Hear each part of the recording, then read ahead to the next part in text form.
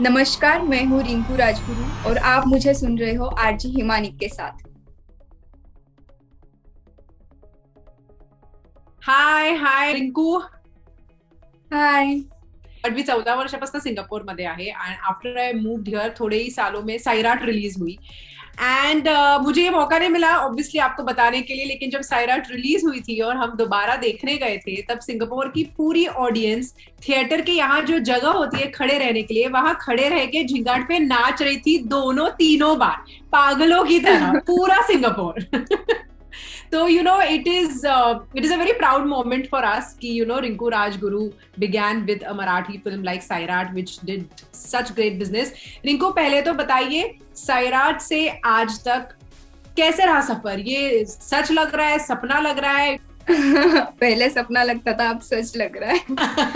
बहुत अच्छा, क्योंकि सैराट शुरुआत थी, कुछ पता नहीं था, धीरे धीरे बहुत कुछ सीखने के लिए मिला, सीखती गई, हाँ. ठीक हाँ. ठाक काम करती गई, अलग अलग लोगों के साथ काम करती गई, तो मजा आ रहा है। Very nice. तो अब ना आपने काफी सारी फिल्में की, टेलीविजन किया, कन्नड़ा भी एक फिल्म की, हिंदी, मराठी ऑफ कोर्स आपने किया, लेकिन अब ये जो नई सीरीज आ रही है 200 हल्ला हो, तो ये कैसे मिली आपको? मतलब इतना स्ट्रॉन्ग टॉपिक है, इतना सीरियस टॉपिक है, इतना रेलिवेंट टॉपिक है.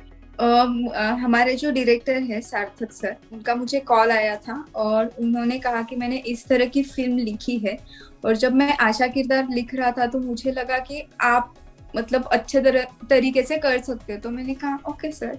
और मैंने कहा कि हम पहले स्क्रिप्ट पूरी सुन लेते हैं। तो जब मैंने पूरी स्क्रिप्ट सुनी तो मुझे लगा कि ये बहुत अलग फिल्म है, मेरा कैरेक्टर बहुत अलग है, और इस तरह की फिल्म मैंने हिंदी में नहीं देखी। राइट. तो मैं कहा कि जी सर, हम करेंगे साथ में काम।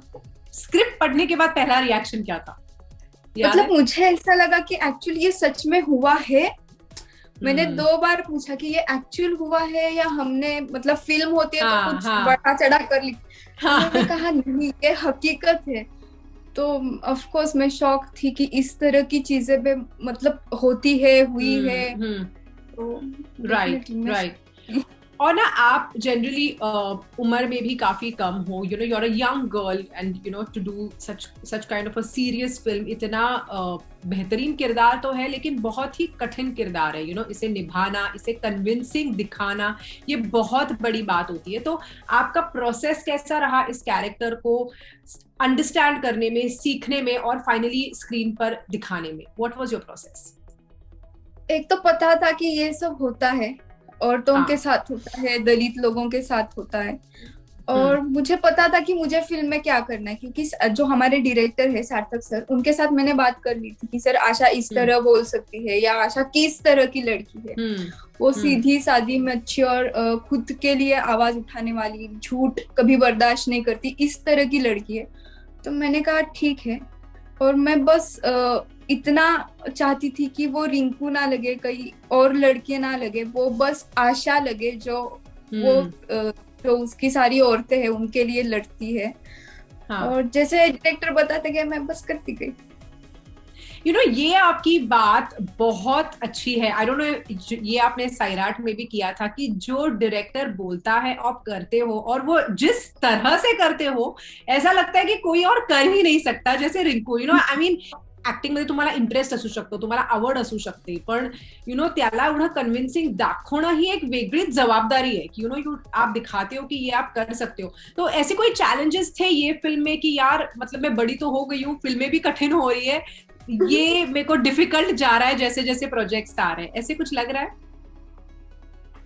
नहीं, सोचा जाए तो डिफिकल्ट कुछ नहीं है।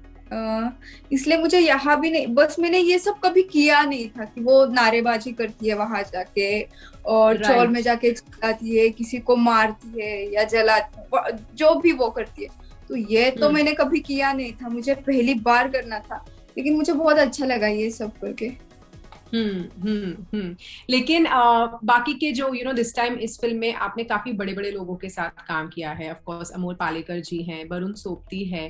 कैसा था उनके साथ एक्सपीरियंस काम करने का? मैं तो बहुत खुश हूँ कि मुझे अमोल सर के साथ काम करने का मौका मिला, क्योंकि मैंने उनकी डेफिनेटली मैंने फिल्म में नहीं देखी, लेकिन मम्मी पापा बात करते कि उनकी ये फिल्म, उनकी वो फिल्म, तो पता चल ही जाता है। तो बहुत मजा आया और बहुत सीखने के लिए मिला, क्योंकि और वो बताते थे कि उस जमाने में किस तरह वो काम करते थे, अब कितना कुछ बदल गया है, या हम सीन करते थे बीच में आके डिस्कस करते थे कि इस तरह से करे तो अलग हो सकता है, और हमारा एक ही सीन है पूरी फिल्म में। हाँ जी, तो हाँ मुझे बहुत मजा आया उनके साथ। फैंटास्टिक। रिंकू, एक बात है कि जो टॉपिक है इस फिल्म का, एंड एक तरह से देखा जाए तो the world is becoming a better place, एक तरह से देखा जाए तो ह्यूमैनिटेरियन ग्राउंड्स पे हमें पता नहीं है कि ये where is the world going, कहाँ जा रहे, प्लस उसमें पैंडेमिक आ गया है, सबके दिलो दिमाग पे जैसे कि ना एक ये पैंडेमिक छा गया है, ऊपर से इतनी सारी चीजें हो रही है। Now you are the future, almost like the future of tomorrow. आप आज की लड़की है, you are a young girl, आपके सामने अभी भी काफी साल है to form your own opinions, views. आपको क्या लगता है ह्यूमैनिटेरियन ग्राउंड पे किस दिशा में दुनिया जा रही है, और आप किस तरह से ना कि कंट्रीब्यूट, लेकिन किस तरह से आप क्या बदलाव लाना चाहोगे? मैं तो कुछ बदलाव ला नहीं सकती, और मतलब मैं इस बारे में कुछ बता नहीं सकती। हर किसी का देखने का नजरिया अलग है, कोई और सोचता है, कोई और कुछ अलग ही करता है।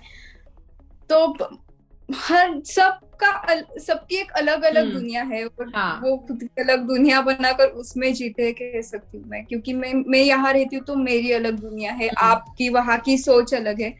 तो बदलाव तो मैं कुछ ला नहीं सकती, बस फिल्म का जो ये औरतों के या जात पात होता है या ऊंच नीच वाले, ये पहला है कि मुझे लगता है कि ये कहीं ना कहीं बंद हो जाना चाहिए। सब एक जैसे है, सब को दो आंखें हैं, सबको दो कान हैं, सबका खून लाल है।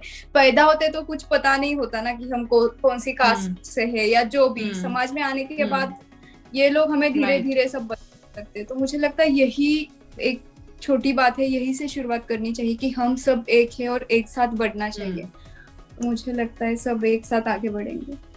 राइट। फाइनली रिंकू, जब सैराट आपने की थी तभी था कि यार मैं एक फिल्म करूंगी, मैं यंग हूँ, ट्राई करती हूँ। अब आपने इतने सारे प्रोजेक्ट्स किए हैं, आप अभी लग रहा है कि हाँ मैंने सही डिसीजन लिया। आगे क्या करना चाहेगी रिंकू? यही करना चाहेगी, या I was born to do this, मतलब ये तो मेरे बाएं हाथ का खेल है, ये तो मैं करूंगी, एक्टिंग ही करूंगी, ऐसा लगता है आपको, या कभी कुछ और करोगी? बाएं हाथ का खेल वगैरह ऐसा कुछ नहीं लगता।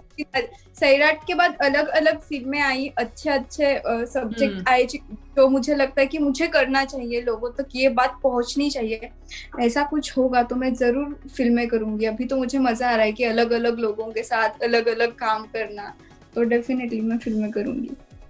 नाईस. आणि रिंकू, इतकी मराठी लोक आहेत, ते मला फटके मारणार की ते म्हणणार की तू रिंकूशी बोलली आणि तू पूर्ण हिंदीमध्ये बोलली. त्यामुळे मराठी श्रोत्यांसाठी जे इथे जो कुठला मराठी चित्रपट रिलीज होतो आणि मी ते चित्रपट आणते सिंगापूरमध्ये, तर त्यांच्यासाठी काहीतरी एक छान तुझ्या स्टाईलमध्ये मेसेज सांग, जे ते खुश होतील.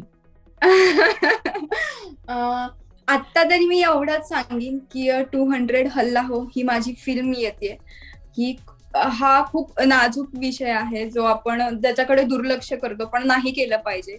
तर प्लीज प्लीज ही फिल्म जाऊन बघा, आणि आशा करते की ही फिल्म तुम्हाला खूप आवडेल. Thank you so much. खूप छान वाटलं तुझ्याशी बोलून, आणि थँक्यू फॉर टॉकिंग, आणि ऑल द बेस्ट तुझ्या पुढच्या सगळ्या प्रोजेक्टसाठी, सगळ्या तुझी जी काही कामं करशील त्याच्यासाठी. आणि ऑफकोर्स रिंकू राजगुरूला पाहायला आम्हाला नेहमीच आवडेल ऑन स्क्रीन. Thank you.